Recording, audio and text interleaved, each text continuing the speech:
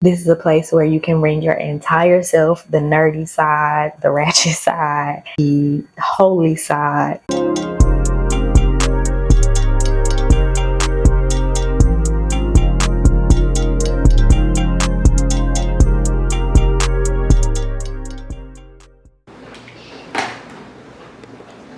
That's one of my favorite songs.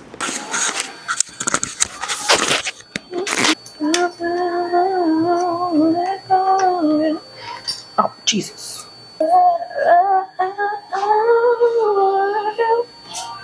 What's it to take, to take? What's it all to take? What's it all to take? So give it all. Oh, this is my favorite song. I honestly have been listening to nothing but gospel music for months, and I love that for me.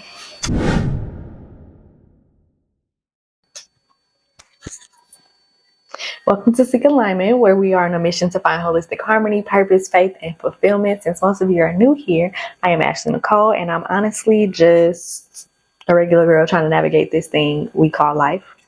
My goal here is to simply talk through my experiences in hopes to build a community that I can grow with and that they can grow with me. This is a place where you can bring your entire self, the nerdy side, the ratchet side, the holy side, the curious side, and just be here with each other, learn, follow my journey, because this is a journey. Trust me, it's a journey. I'm pivoting in a lot of areas in life right now, and I just want to document it and want to share it in hopes that my lessons can be a lesson to somebody else. Welcome back. It's been a minute. I know I say it once a week.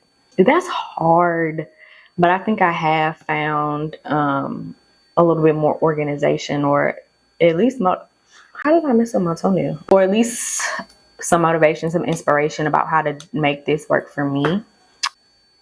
But anyway, I'm trying to build a community of people, a space, honestly, a community where I feel like I can bring my whole self. I feel like that's something that was missing. In my previous ventures, we're multifaceted people. Black women specifically are not a monolith. And so I have been struggling to find places where I feel like I can bring my entire self. I've always had to separate the different sides of me. I had the entrepreneurship side, the business owner side, which was a lot. It became my whole personality for a minute. I ain't even gonna say a minute. A huge chunk of my life. It was my entire personality. And though that is still a huge part of my life, I don't want it to define me anymore. And so now that I would say on a journey of like faith and healing, and I feel like those terms are so overused right now. But now that I feel like that's what my focus is, I want to be able to bring all of that. I've never talked about being a Christian in my work before, and now I am. And whoever likes it, whoever don't. But I want to be able to show up wherever I am as my full self. Not to have so much separation. There is a time and a place for everything, obviously. But I don't want to be three different people anymore. But I joke all the time about, and it's not even a joke, but at one point I stepped back and I'm like, I'm living three different lives. And just in case my mom is watching, I'm not gonna tell y'all like what the three different lives were. But yeah, so not much has changed since the last time I was here. I know when I left off, I was telling you guys about a new job that I had started, and I was really excited about it. Unfortunately, that did not work out for a lot of different reasons. Timing wise, I still feel like I want to help people. I just don't think that that's going to be the vehicle that I use. That specific job, which was more like case management, social work. I still love it. It's so hard to even think about because I loved what the purpose of the position was. I just don't think that method works for me, my mental health, my physical safety, things like that. So I'm going to find another way. Yeah, I've had to like really adjust. And I love the word pivot because if you're a sports player, if you ever play sports in your life, you understand what a pivot is. And a lot of people, I feel like, use that term wrong, and consider a pivot to be completely switching up. Let's do something else. And in a way it is, but the plan is always the same. And you stay grounded, you stay planted, in a way too. So I am still doing all of the things that I imagine for myself. Everything that I set out to do, everything that's in my life plan and that I feel like is my purpose here on earth, still doing. But one thing that I've had to do is switch up the way that I'm doing them. Still the same goal.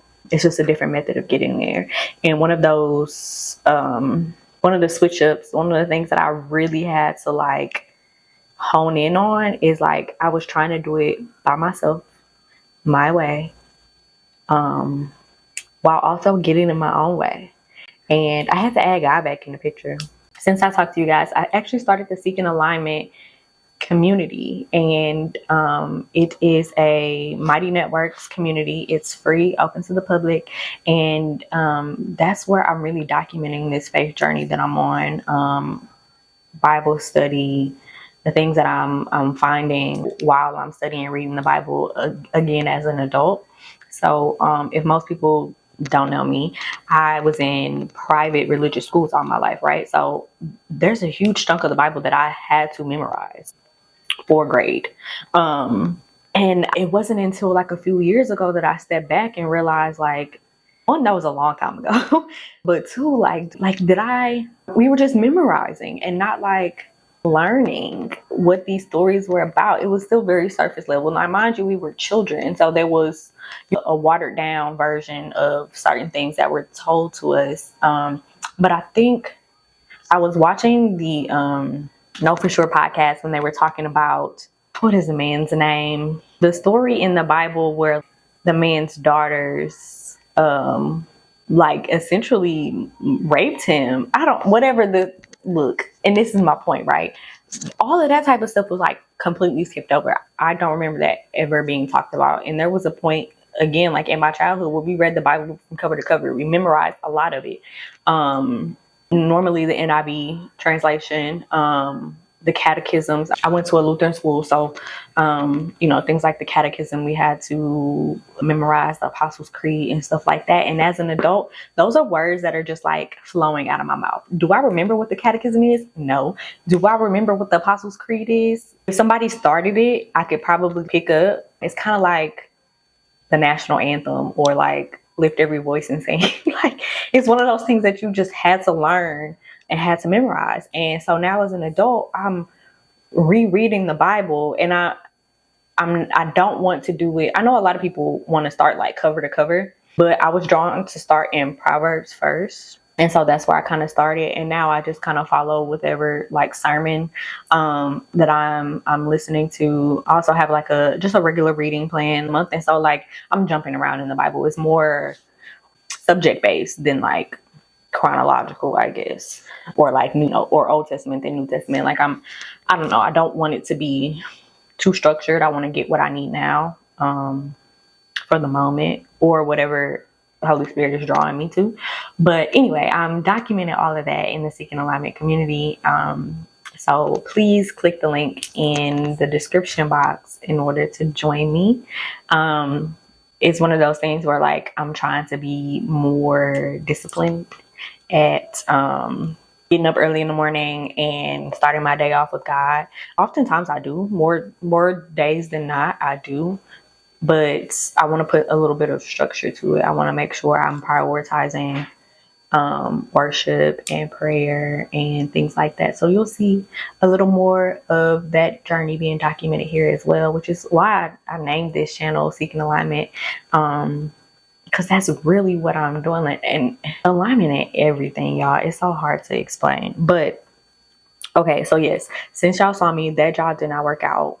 But I also mentioned that I had the opportunity to, I guess, like serve as a nanny to my nephew. And I am doing that. And it's like the most rewarding thing in my life right now. So without going into too much detail because, you know, this platform is about me. I don't want to drag any of my family or anything into it. But for those that don't know, I have a niece and a nephew. My niece is about to be 4, actually, and I've probably only seen her 4 times in my life due to different circumstances around our family structure and all that kind of thing. So I don't have the opportunity to be in her life, and it really gets to me sometimes. It's one of those situations where, like, I sit back sometimes and I think, like, she might not even know who I am. It's been that long since I've seen her. It's been, you know, now that she is walking and talking and stuff like that, she doesn't know me as her aunt. So I am really, really dedicated to being in my nephew's life because I have been kind of like stripped of the opportunity to be in my niece's life. So I take it very seriously. I'm kind of obsessed. He's like the cutest baby ever. So a couple times a week, or honestly, whenever they need me, I'm there with him all day. And again, it's the most rewarding thing I've ever done. I love his little cute face. Mind y'all, I have no experience with children. Again, I only have a niece and a nephew. My niece, I haven't been able to be in her life. So, and I was not a kid that like babysat or like anything like that. So this is literally my first time interacting with an infant. Now, he will be 6 months in a few days, probably. I don't know what today is, but he'll be 6 months in a few days. And so there are things that he's starting to be able to do on his own. But child, I have no experience. And it's so funny that I used to not believe at all, with 0% of me, that when people would say, you know, when you become a mom, it's like, it just kicks in. That nurturing instinct just kicks in. I was like, what if it don't? What if some people really don't have that in them? I want to know before I have my own children. And I don't know, it's just been beautiful to see that. All right, it might have been in there somewhere. But yeah, love that kid with my entire heart. And it's crazy because I'm like, if I love a child this much that is not mine, I can only like still get a glimpse of like what a mother's love is like. And that's beautiful. I don't know if I'll have children or anything, but right now, my nephew is the child I have not yet had. But anyway, I'm really, really enjoying that. It gets me out of the house for one. Sometimes he's here, but most of the time I go to my brother and my sister-in-law's house and help them out over there. And that's really the biggest change right now. But yeah. Okay, so though I don't have much like strict structure that I want to bring to these videos, the one thing that I do want to do on a consistent basis is to talk about the things that I've learned in the past week or the past few months, depending on how often I'm gonna do a video. But I've been in my Bible, y'all. I'm at the point where I've managed, or I am managing, my anxiety way better than I had before in any other decade of my life. Managing way better. And with that, I still find that there are some times where what is that? I don't know what that blinking light means. I still find that just because I'm managing better doesn't mean I'm not experiencing any anxiety. But before, when I would be anxious about anything, or even be anxious at points and didn't know exactly what I was anxious about, I would shut down, whether that meant take a nap, leave whatever environment that I was in, make rash decisions, and just like stop a project or like whatever. That was my default, shutting down. One thing I'm super, super proud of myself about right now is that my default has become opening my Bible, praying. I'm gonna still leave whatever environment I'm in, but I'm leaving for peace. My home, like, it's so funny because I've had like guys that I'm dating before, or like people in general, friends even, be like, why do you never invite me to your house? This is my sanctuary. This is the environment that I can control. There's so much in my life there, and there always has been so much that I cannot control. I'm paying the bills here. I'm struggling and scraping to pay the bills here. So this is what I can control. This is the environment that, like, I know where and how to find my peace. And so, yeah, if I am somewhere else and I need to like manage my emotions or manage my mental health, I'm coming home. Oh, that camera is overheating. That's interesting. So yes, my default has been to open my Bible, to pray, to there's some things for my physical health too, because a lot of the times, like my anxiety, my chest, I carry my anxiety in my chest. Stress and anxiety can also trigger migraines for me. And so I spend a lot of time on those days, like with what I call my toolbox. It's a imaginary toolbox. It's not a physical toolbox, but pulling out all the things that I know, the natural remedies, the medicines, the meditations, whatever my methods are, all in these toolbox, things that I know have worked for me in the past. And so one of the things that I've been doing, oh, I thought I went and got it. One of the things that I've been doing is keeping a prayer journal. Now I've been doing this for a while, but I got away from it. I was actually just like flipping back through it a couple of days ago, and I'm like, I ain't really been in here since like, I want to say April. And literally like the next entry that I wrote was, okay, guys, I got a little too comfortable. I started feeling better and stopped. I can't say I stopped praying. I just stopped journaling my prayers and journaling my thoughts. And I be getting cocky sometimes. Then things go downhill again, or not necessarily downhill, but I might just have a bad day or whatever, and I'll jump back into it. But one of the things that I am focusing on for the remainder of the year is really sticking to a routine. Now let me stop right there. Because for me, a routine is not doing the same things at the same time every day. And that traditional, because it's been 31 years. It's been 31 years. I have learned that a routine in that manner isn't exactly like what works for me. Now, caveat is I lack discipline as well. So working on figuring out what are the things that I do want to accomplish, like what do I want the routine to include, and then making them realistic too. What do I want this routine to include? What's realistic is another thing. I actually was texting a friend the other day. Shout out T and T Talk and his tattoo business and everything. And Rich of Opportunity. Rich of Opportunity? I'm gonna put it on the screen. Rich off opportunity. I'm like, rich of opportunity don't make sense. Rich off opportunity. But anyway, we were having a conversation about discipline, and I was actually telling him the other day I had such a hard morning. I literally woke up in tears and was just like bawling all day, and had to gather myself to snap out of it. And the first thing I thought to do was open the Bible, and didn't know what I was opening to. I didn't have necessarily a plan, but just kind of let God lead me. And I think I ended up in Philippians. Is it Philippians? Or is it Corinthians? I think it's First Corinthians. First Corinthians, right around the love is patient, love is kind. And it instantly calmed me. The rest of my day, my circumstances didn't change. The situations and the circumstances that had me in tears did not change. But I turned to God, and my whole mood changed. And the way that I approached the situation and the circumstance definitely completely switched. And I felt so much better. And I was telling him that because we often talk about our faith journeys together. And then we got on a conversation of discipline. And I'm like, how much would my life change if I just did that every day instead of doing it when I'm feeling desperate?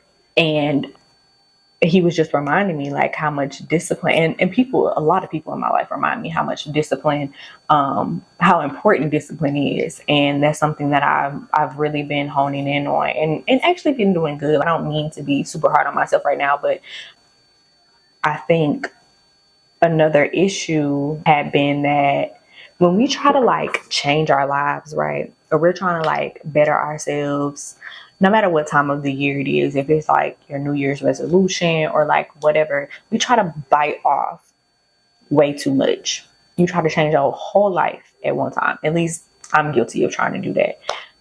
Or trying to do things that aren't that important to me. For instance, working out is not something I enjoy. There are some people that do enjoy it. There are some people that work out and consistently and routinely and still don't enjoy it. I have not found my place in that in any of those categories. And it is important to me. So I had to switch my mindset basically. Like I'm not a gym rat. But so I felt like, okay, so I'm not a gym rat. So I felt like, okay, working out isn't important to me. And that's not true. Moving my body, looking a certain way, the type of health conditions that I have, it has to be important to me. So it is important. I was just going about it in the way that like everybody else is going about it, right? I found things that work better for me. Oh, that's another thing that's changed. I started going to Pilates. Love it. Do it be whooping my butt? Yes.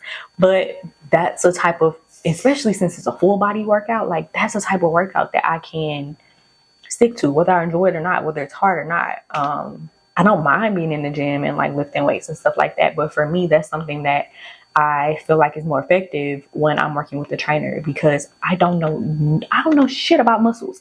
I don't know if I'm doing these workouts right or like routinely. I typically end up hurting myself more than I am making myself better when I try to like lift by myself or like any of that stuff. So if I get back to a situation where I'm working with a trainer, cool. Like I'm gonna know how to follow directions. I'm gonna do what you tell me to do. But on a weekly basis where I'm trying to build a routine for myself, it's unrealistic for me to think I'm gonna go to the gym and lift weights and it's gonna be back day and blah blah. It wasn't until last year when I was actually this time last year, I was working with a trainer. And it was back day and he adjusted the way I was doing it. And I was like, because I always felt like, what is back day? Like, I don't feel anything. I was doing it wrong. When he adjusted me to like do the mama, see, everything just be so crooked. When he adjusted me to like do it correctly, I found muscles in my back that I did not know existed. Teach me your ways. I don't need to just be in there wasting time. That's a waste of time. I'm either hurting myself or I'm wasting time. And so, yes, I had to adjust my thought process. Like these things are important to me.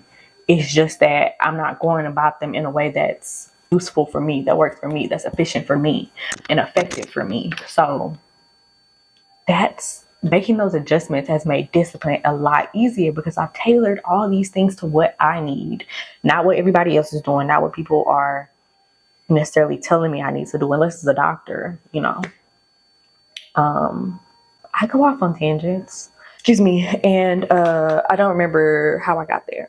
But yeah, the point being, how much different would my days look? How much better would my life be if I can get disciplined at opening my Bible? And not just reading just to be reading. Like not just memorizing verses just to memorize verses. Like I am seeking a deeper understanding.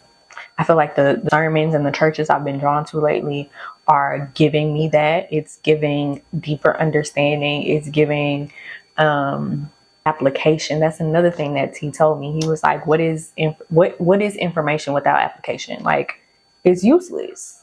And I feel like for a lot of people, it's hard to understand how to apply biblical lessons to their life because they don't understand it. There's nobody breaking it down like in a way that's digestible. And I feel like the pastors in the churches and the sermons that I've been drawn to lately, even the people I've been drawn to lately, have helped me open my mind up to a deeper understanding. Yeah, it's been a beautiful thing. So honestly, y'all, that's what I've been up to. I'm trying to still keep my business going and stuff like that. But again, like I'm really in a season of like making huge adjustments. And I say huge because they feel huge to me. But honestly, they're small things. Like I said, I'm still doing all the things that I've always done, just doing them in a different way. Or let me say it like this, I'm still offering all of the same services. I'm still in the same industries and, that type of stuff. That all has stayed the same. I'm just going about business a different way. I'm going about life in general a different way. I feel lighter. I feel the funny part about like seeking God is that nothing in my life has changed. Like as far as circumstances, as far as struggles and hardships, like it's all still there. My mindset has changed. The level of peace that I have has changed.